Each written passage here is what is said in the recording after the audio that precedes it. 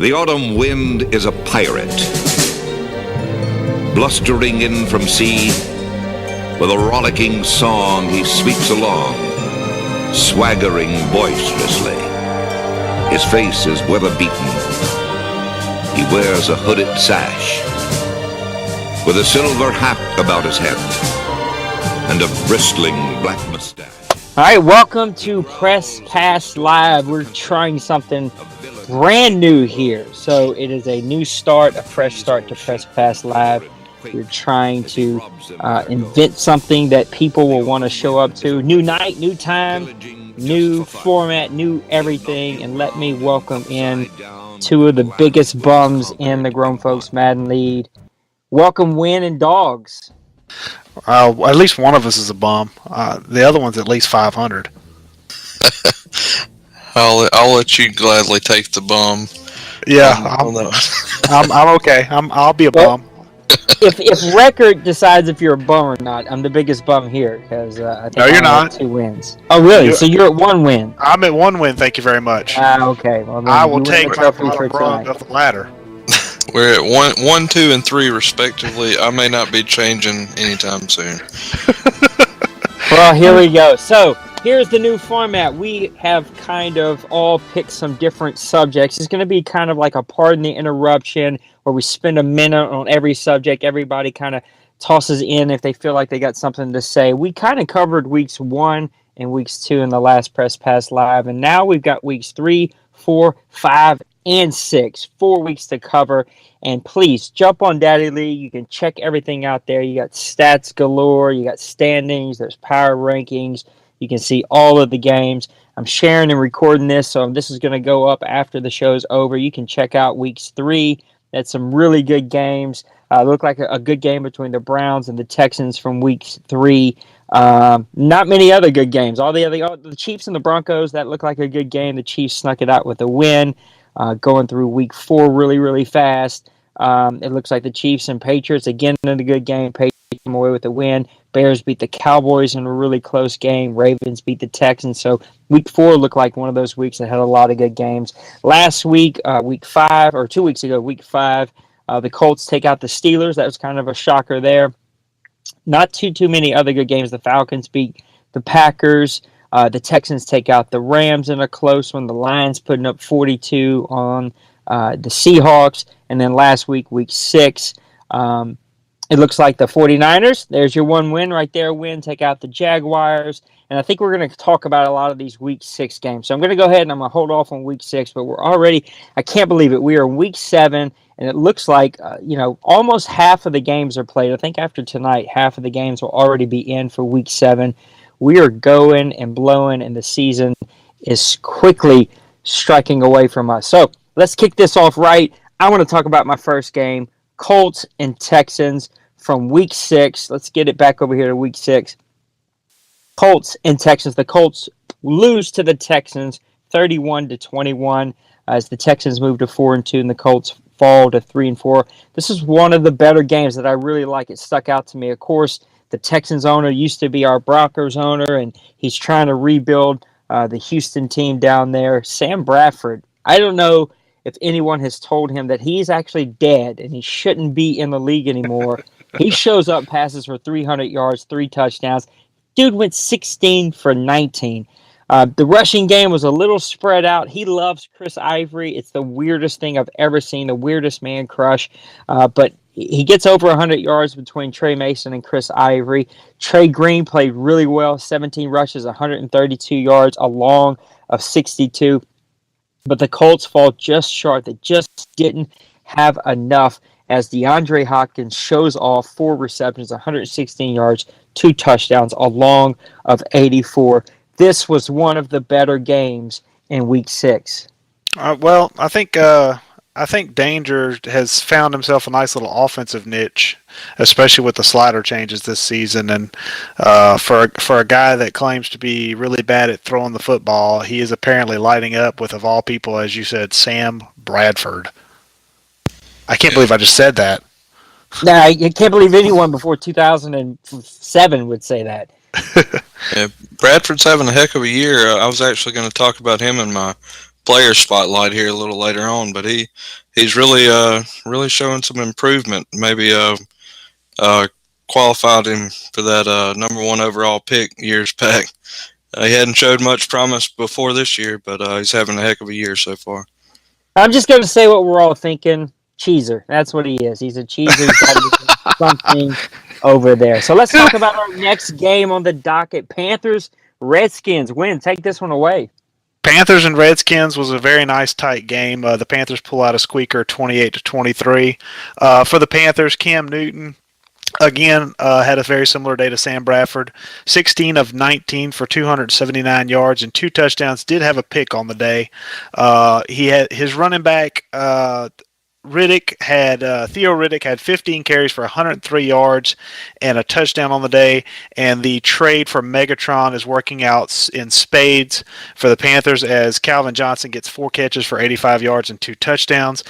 Defensively for the Panthers, they had 4 sacks and 2 interceptions on the day, and Luke Kuechly, the all-purpose, all-powerful middle linebacker, gets 2 of those sacks on the day.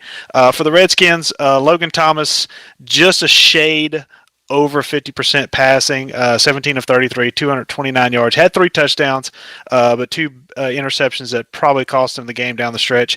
Not much of a running game to speak of, but what little they did get, they got good yardage out of. 10 carries for 91 yards for Alfred Morris. Benny Fowler, who comes over from Denver in a trade, had 4 catches for 67 yards and 2 touchdowns. And Jordan Reed, the tight end, super tight end, 5 catches, 60 yards and a touchdown. The Redskins defense also got some hits on Cam Newton. They get 4 sacks and an interception. And Rob Ninkovich, the person who everyone probably thought was washed up, had 2 of those sacks. Just not quite enough in a 28-23 loss. Yeah, Rob Ninkovich blows my mind. 2 sacks. Logan Thomas, I think, will always be one of those quarterbacks, feast or famine. I kind of bid on him in the offseason, but I knew someone else was going to outbid me. I backed out. Good quarterback, but it's going to be feast or famine. Cam Newton drives me insane, not only in real life, but in the game. The Panthers are playing out of their mind, and Theo Riddick, who the hell is Theo freaking Riddick? 15 carries, 103 yards. Absolutely nuts. Panthers, I hate you, and I can't wait to fight you again and go at it. Dogs, you quiet? Nothing else on this game? I think y'all pretty much covered it. I do hate Cam Newton, so I'm in agreement on that with you guys. And just for the record, who does like Cam Newton? Cam Newton. Cam Newton likes him some Cam Newton. That's about it. Let's hop into our next game, Eagles versus Lions. Dog, this one's yours. All right, and the Eagles beat the Lions 23-10. You had the Eagles' Steven Sturdivant, 17 of 26, 191. No touchdowns, but more important, no interceptions. DeMarco Murray, 19 carries, 105 yards, and a touchdown. Your leading receivers, Nelson Aguilar, had 4 catches, 52 yards. And Larry Fitzgerald, 5 catches, 64 yards for the Eagles. It's a good game on offense for them. Going to the defensive side of the ball, Cedric Thornton, forced fumble, sack, tackle for loss. That's a pretty good game for him. Kiko Alonso comes through with an interception, 4 tackles. As for the Lions, struggled offensively to get anything going with the run game. Had a total of 9 carries between the 2 running backs, Joique Bell and C.J. Anderson. 9 carries, 23 yards between the 2 of them. Matthew Stafford put the ball in there 40 times. Threw for a lot of yards, 317 yards, a touchdown, and an interception.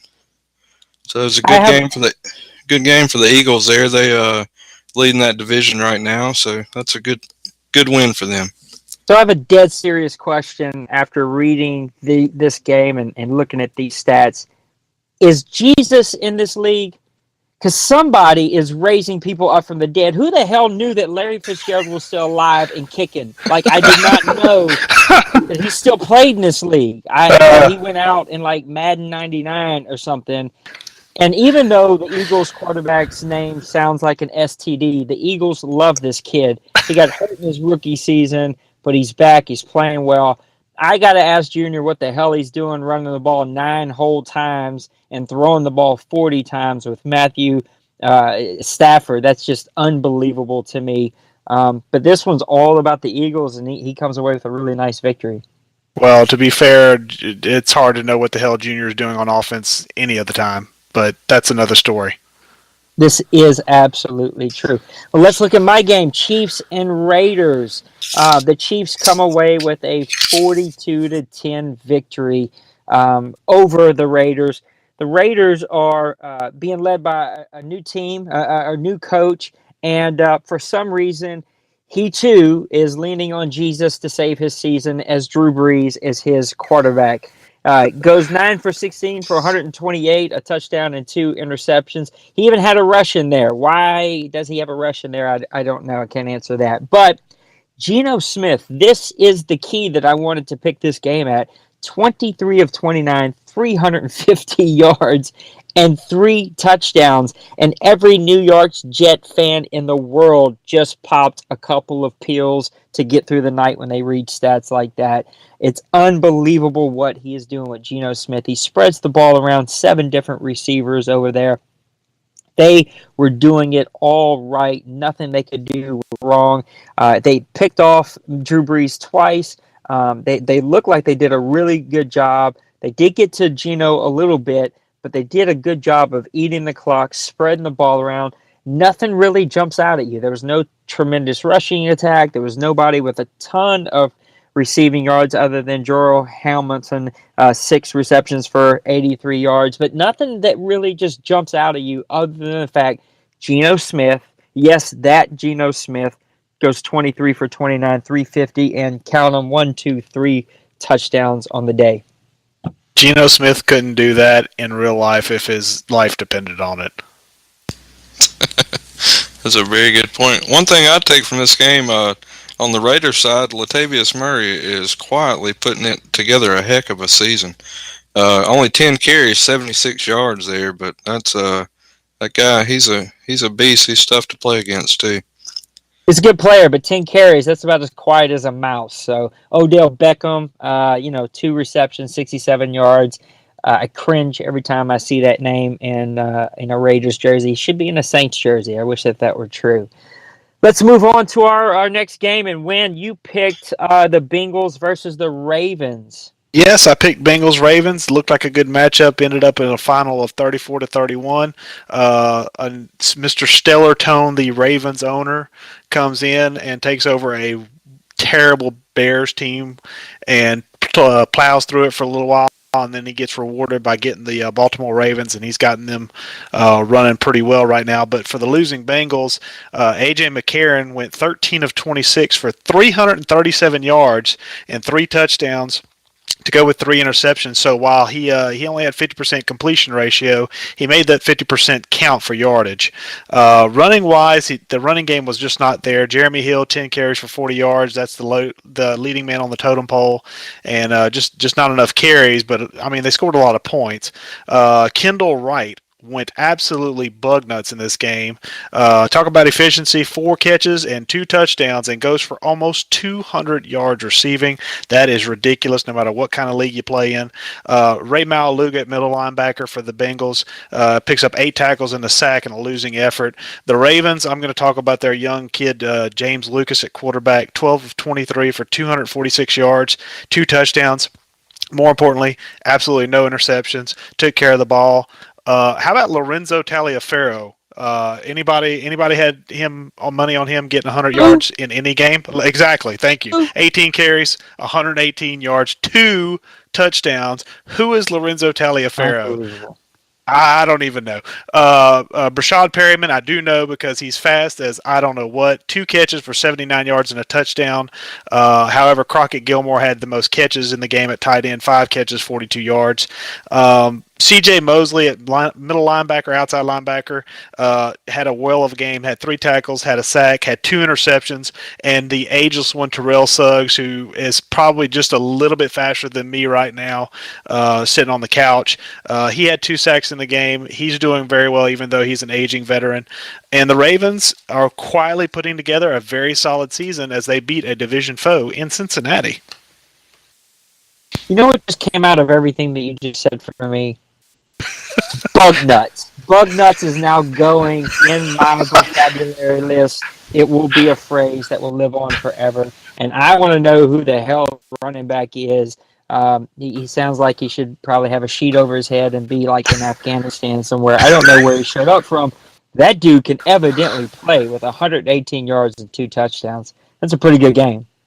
Yeah, definitely. It's a good win for the Ravens, like you said, coming over from a dreadful Bears team and getting it going with the Ravens. It's a good win for him. And that is how we're going to transition over to the Jaguars and 49ers. Dog, go ahead and take that one away. I got the Jags and 49ers. You got the 49ers getting their first win on the season. Phillip Rivers went out early in that game. You got Manziel coming in 10 for 19, 163 yards, 2 touchdowns. Young running back Ronaldo Ball, 16 carries, 78 yards, and a touchdown. I think Wynn's finally gotten himself a running back he likes. I'm pretty sure he's had about 200 on the roster this year. Robert Woods, 4 catches, 55 yards, and a touchdown. You had Aaron Lynch, 2 sacks. Bowman, Ward, both with an interception. Bowman's interception sealed the game for the Niners as Jacksonville went down and kind of got greedy in scoring position, had a chance to tie it up, threw a pick. Bortles on the day, 18 for 34, 227 yards, 2 touchdowns, and the all-important 2 interceptions. TJ Yeldon couldn't get it going, 14 carries for 17 yards. Hearns, 3 catches, 71 yards, 2 touchdowns. And so it's a good win for Wynn to get off the schneid. Yeah, Reynaldo Ball has been a revelation because he's had, I believe, 28 carries through 2 games, and he's gained as many yards as my starting halfback had before him in 4 games. And you're right, I think I've actually had about 217 halfbacks on the roster, some of them multiple times, and this kid, I got to thank the former Dolphins owner for signing Carlos Hyde and cutting this kid. Thank you from the bottom of my heart, because this kid could potentially be in garnet and gold for at least the rest of Madden 17 if he can continue this nice little run he's on. All right, sorry about that. I got disconnected, but I'm back. I do have a quick question. Yes. Did you give your mom a carry in this game? I think my nanny might have carried the ball this game. She did. She was in there. She actually she went in for the final kneel down. So yeah, she's on the stat sheet. You put her out there on the free agent list in Daddy Leagues, he will pick her up. I guarantee you. Yep. So is Johnny Manziel the future in San Fran? The bad thing is you said that like a woman in birth. The bad thing is that Phillip Rivers has still got talent. I know his stats don't look all that great as far as, if you look, he's got 3 touchdowns, 11 interceptions on the year. And he's had times where he's just been killed. Offensive line has done him no favors. Johnny Manziel has come in spot duty in 2 games, and he's played pretty well in both of them. A loss against Arizona, he came in and came off the bench and played all right. This game, he comes in, he got into a rhythm. Rivers was okay to come in the second half. I benched him and kept Manziel out there, and we kind of had to fight near the end. Jaguars came back and made it a game and fought tooth and nail to get back in it, and just got lucky. He got a little greedy, and Navarro Bowman, thank God I gave him some of those good Nike gloves. All right, now we're going to transition for players to watch, and here are my players that have stuck out to me. The guy that we were talking about a while ago that I struggle with figuring out, Geno Smith, Mr. 82 overall, is absolutely tearing it up this year. He's 141 for 206, a 70 pass completion percentage, 2,379 yards. He's way on pace to break what he had last year. He's averaging 11, almost 12 yards a pass, 19 touchdowns. He has thrown 15 interceptions, but that's a 108.5 rating.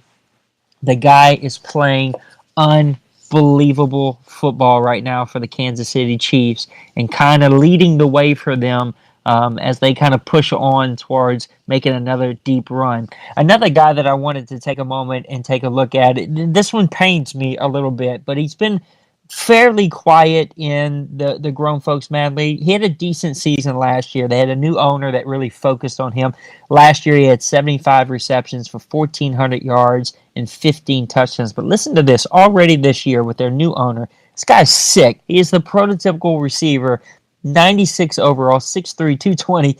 He's got 42 receptions, 898 yards, a 21.4 average, a long of 75, and 7 touchdowns. I know the Falcons are not playing well right now. They're figuring out. I played them last night. Look, they're going to get things figured out. They're going to figure out how to win. They have a young rookie receiver there that is just gross. He just catches everything. But Julio Jones and Geno Smith are my two guys to watch for in the Grown Folks Mad League. Well, since I know what Dogs is going for, and I'm very much not an offensive guy. I'm offensive, but I'm not offensive. I am very much a defensive guy. I love the defense, and even though he's in my division, he's a former LSU boy. I've got to talk about him. I've got to talk about free safety Tyrann Mathieu from the Arizona Cardinals. Over 3 years in GFML, he has amassed 29 interceptions. He currently has 6 interceptions this year. He's well on pace to at least equal his interception total of 12 from the first year. That'll put him at 10-plus interceptions for 3 straight years, and he is the heart of that defense for Arizona that is top 5 in all 4 categories. They are number 1 in scoring defense. They are number 3 in yards per game. They are number 2 in passing, and they are number 4 in rushing. It doesn't get much better than that in Arizona, and Tyrann Mathieu is the reason why. Yeah, he's a heck of a player. The guy I wanted to talk about, like I said earlier, Sam Bradford. Who the hell would have thought it? 7th year in the league, like I said earlier, coming off, he was a first overall pick, the first round, 7 years ago. So this year, he has decided to come out and show everybody why he was the first overall pick, and he has led the Texans to a 4-2 record. He's 128 for 173. That is 74% completion percentage. That leads all quarterbacks. He's thrown for 1,680 yards, 9 touchdowns, 4 interceptions. That's a 111.3 quarterback rating. 5th overall in yards. Like I said, he's first in quarterback and completion percentage. 3rd in overall completions. Sam Bradford has got to watch down the stretch if Houston wants to continue on their season that they're putting together. Those are some really good players here in Grown Folks, and some guys are having some unbelievable. Tyrann Mathieu may be the toughest guy on defense to face, though I will say I did face the Vikings in week 1 and learned a real quick lesson about their middle linebacker and the different things he can do with him. But Tyrann Mathieu will cause you to make some really dumb plays, and he's tough, man, and I can't believe what Bradford's doing. Some guys are having some really, really great seasons. So as we kind of come to a close here at the show and start at least on the home stretch, Win, why don't you talk about a couple of teams that stick out to you so far this year? My 2 teams I'm going to focus on for this show are going to both be in the AFC East. We're not going to talk about the Jets because he's here, and I don't want to talk bad about people while they're here. We're going to talk about. Go ahead, everybody else does. First guy I want to talk about the New England Patriots. They're currently 5-1 this year. Playoff team from last year. Guy takes over, immediately loses Tom Brady. What does he do? He goes gets Alex Smith. Alex Smith becomes the MVP of the league last year. What does he do this offseason? Lets Alex Smith go. Who needs him? I've got Jamal Neal at quarterback. Kid is 93 for 115, almost over 1,500 yards, 12 touchdowns, 8 interceptions, and they've got youth at the skill positions. They're transitioning from the older guys at the skill spots. They've got a lot of youth coming up in those various areas. They still have Rob Gronkowski, who's still a beast. The biggest thing I worry about for them going forward is the O-line. The O-line is showing some age a little bit. They're still quality guys, but as he goes into going into the end of year 3, does he start looking into the draft to pick up some guys to replace some guys like Sebastian Vollmer, who are getting a little long in the tooth? But overall, the Patriots, they don't make a lot of mistakes. They'll force you to make mistakes, and they will very methodically go down the field. They're perfectly comfortable winning a 21-20 game. They can beat you up in a high-octane offense. They can beat you up in a 10-6 game. They don't mind. They don't care. They're a tough team to play. The other team I wanted to mention is also in the East, the Miami Dolphins. And the biggest thing I want to mention about them is they got a brand new owner who's really, really brought some stuff to GFML. I really like him a lot. His first game, he had a win 24-6 against Buffalo, and he's got a lot of weapons. So don't sleep on this Dolphins owner, because he's got guys like Ryan Tannehill, Lamar Miller, Jarvis Landry, Jordan Cameron, and on defense he's got Ndamukong Suh, Olivier Vernon. He's the only thing he's missing right now, which is hurting him, secondary. He has no secondary whatsoever, and I think a solid draft and offseason, and the Dolphins are definitely going to be a team to watch moving forward. Those are some really good teams. What about your teams, dog? Who you got an eye on? One thing I'll add to that is the Dolphins will probably get their second win this week, as they will face the Jets. Moving on to my teams, you got I went to AFC West. A couple teams I wanted to look at there. You got the Chargers. The Chargers sitting at 4-2. This is a team that won 5 games last year. They made a couple moves in the offseason, brought in Colin Kaepernick at quarterback, and he's having a solid year so far. 108 for 180 of 181, 1,653 yards, 12 touchdowns. Melvin Gordon carrying the running game with 95 carries, 407 yards. That's a 4.3 yards per attempt, 5 touchdowns. Kenyon Barner proven to be a solid second option there. 19 carries, 103 yards, 2 touchdowns. The receiving, you got Kenny Stills having a good year, 27 receptions, 457 yards, 4 touchdowns. And then you got Keenan Allen, 26 catches, 370, and a touchdown there for him. TJ Ward leading the team in tackles, also has a sack and a forced fumble. Jason Barrett, 2 picks on the year. David Harris, 3 picks on the year. So I think the San Diego team is fighting for a playoff spot this season after only winning 5 games last year. I have nightmares seeing TJ Ward have 23 tackles, because I actually outbid him for TJ Ward, and yet TJ still chose to go over there. So that name brings back some terrible memories for me. He's having a good year for him. The other team I wanted to talk about was the Denver Broncos. Of course, the Broncos made it to the AFC Championship game last year, losing to the champions, Pittsburgh Steelers. Broncos had a rough start to the year. They started the year 1-3. They've reeled off 3 straight wins to get to 4-3. So they've gotten right back in that division hunt. A lot of changes in Denver. Let go of Logan Thomas, brought in Aaron Rodgers from the Packers. Rodgers, 97 of 168 for 1,460 yards, 10 touchdowns to 5 interceptions. And how about this one, guys? Arian Foster, 104 carries, 589 yards for 5.7 yards per attempt. Yeah, it's sick. I just got ill. And the guy, no, you didn't hear me. The guy has 77 speed, and he's averaging 5.7 yards a carry. 5.7. I don't know how you're doing it, dude, but I'll take some tips. You got some good receivers there, too. Demaryius Thomas having a solid year, 26 catches, 359 yards, 5 touchdowns. Von Miller leading the defense, 25 tackles, 2 sacks, a forced fumble, and 2 interceptions. That defense has 15 interceptions so far, so they're 3 ahead of Matthew there, Win? Yeah, they're cranking out the interceptions. The turnovers are coming in full effect in Bronco land. Yeah, you got the whole team barely beating out one player in Arizona. Yeah, so that tells you what kind of player Matthew is for the Cardinals. And I'm going to move on to the Carolina Panthers.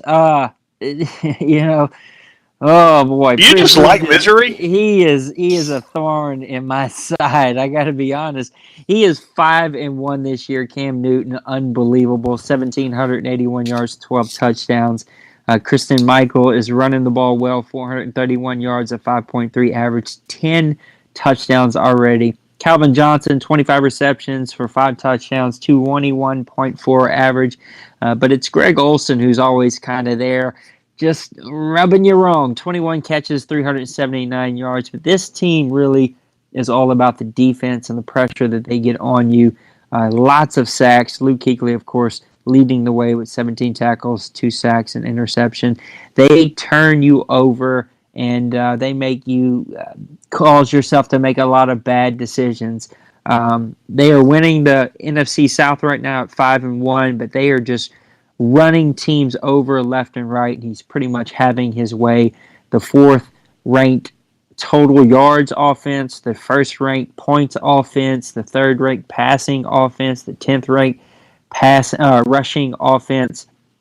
And he tops that all off with the 1st-ranked rushing defense, the 9th-ranked passing defense, the 4th-ranked total yards defense, and the 7th-ranked points allowed defense. So he is having an unbelievable year, and I hate it because usually I can hang in with him, but he put it to me pretty good a couple of weeks ago. And just to prove my point that we were making a few minutes ago, that though I am at 2-4, according to Daddy League, I am the worst team in the league at a negative 25.86 ranking. I actually went down in the rankings from 31 to 32. I am drawing up the rear end of this class, and the rest of you two can suck it. This whole Jets thing, I just don't want to hear it, okay? The Jets are a very good team. I don't want to hear it. San Francisco is always competing, though. If you asked him, you would think that it was not so good. I would like to put something into perspective here. Christine Michael has 10 rushing touchdowns by himself. My entire 49ers team doesn't have 10 touchdowns. Yeah, I feel your pain.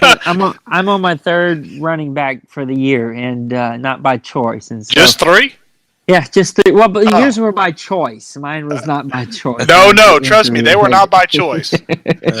He'll sign 3 guys this week if you let him. So, all right, so we are already well underway for Week 7. Things are just kind of going and blowing, and we're quickly escalating through another season. I'm looking forward to another draft and a fresh start because this 2-4 season has not been all that much fun. Closing thoughts in the last 30 seconds. Dog, go ahead. I think we're having a heck of a year here. A lot of activity, a lot of good stuff out there on the blogs for people to read. Looking forward to the rest of the season. Hopefully I can put a couple more wins together myself, and just good luck to everybody. And we'll, I think, like I said, we're having a great year so far. Win, close us out here.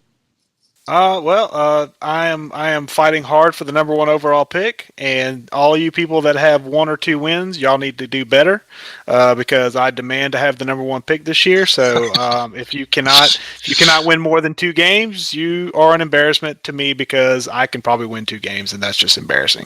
So you win 3 games or more and make me happy at the end of the year so I can have the number 1 pick. All right, well, there you have it. Look, the website is updated. Like Dog said, the blog has a ton of really great stuff. I love Dog because he took over the betting thread and so kept that going, and so I'm excited that that's going to keep rolling here. Lots of really great stuff from the Dolphins, the 49ers, the Jets, the Saints, all kinds of really good stuff on the blog. Make sure that you log in and check that out. Please do not forget the new re-signing rules. Make sure that you read that thread that Win has put up. He is tracking that and watching over that. Look, anytime you break those rules, it makes our life miserable. So please don't break those rules and keep things going. So Week 7 is here, fellas. Why don't we just do this all over again? Same time, same place, except for not same time. Actually, we're going to do it at 7:30. That was my fault tonight. But 7:30 every Thursday night. Hopefully, guys will start catching on and logging in here and being a part of the show. Thank you, too, for a great show. And Week 7's here, and it's going to be over before we know it. And I think by the time we get back here, we'll probably be in like Week 10 or 11. So we'll have a ton of great stuff to talk about. Thanks for watching the show, for listening. For for Win and Dog. This is Nate. We'll see you on Outlast Night next time.